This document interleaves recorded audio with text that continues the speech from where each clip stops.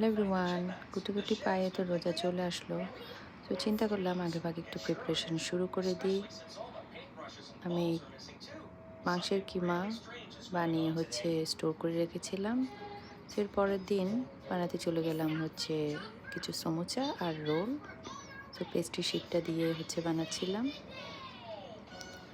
এটা আমার মনে হয় 90% কাজ কমায় দেয়।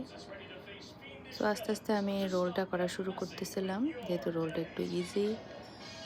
সমুচাতে তো আগে প্যাকেটটা রেডি করে নিতে হয়, দেন আবার ফোল্ড করা লাগে। সো আমার কাজ চলতেছিল, সাথে বাচ্চারাও একটু ডিস্টার্ব করতেছিল যেহেতু উইকেন্ড ছিল। তো আস্তে আস্তে আমি সব কিছু বানানো শুরু করে দিলাম। আর আমার আম্মু একটা কথা বলতো, তুমি যখন ছোট ছোট করে কোনো বড় কাজকে ভাগ করে নাও, তখন কাজগুলা খুব দ্রুতই শেষ হয়ে যায়। সো সেভাবে আমিও বড় কাজগুলোকে ছোট ছোট ভাগ করে করার চেষ্টা করি, যাতে কাজের উপর প্রেশার না পড়ে, আবার আমার কাজটা করতেও ভালো লাগে। রোলগুলো বানিয়ে আমি ফ্রিজারে রেখে দিলাম। 1 ঘন্টা পর এগুলো জিপলক ব্যাগে স্টোর করে রেখে দিব। এরপর চলে গেলাম সমুচার ফোল্ড করতে।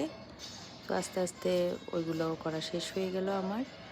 তো সাথে সাথে আবার ওদের সাথে প্লে করতেছিলাম। বাচ্চারা একটু বোর হয়ে যাচ্ছিল যেহেতু বিকালবেলা ছিল। এই তো এভাবেই আসলে দিনগুলো চলে যাচ্ছে। আর একটা জিনিস আমি খেয়াল করলাম যে এখন আওয়ারকে মনে হয় আপনার 1 আওয়ার মনে হচ্ছে আপনার 2 আওয়ার করে যাচ্ছে। মানে সময়টা খুব দ্রুত যাচ্ছে। তো সব কিছু জিনিস আমি ফ্রিজ করে রেখে দিলাম। এরপর জিপলক ব্যাগে স্টোর করতে সুবিধা হয়। আর এটার উপরে একটা প্লাস্টিক দিয়ে দিয়েছি, যাতে আপনার ঠান্ডার কারণে এটা ফেটে না যায় উপরের অংশটা। এরপর ওরা সমুচা বানানো দেখে বললো সমুচা খাবো। কেয়ার করা ভেজে দিলাম।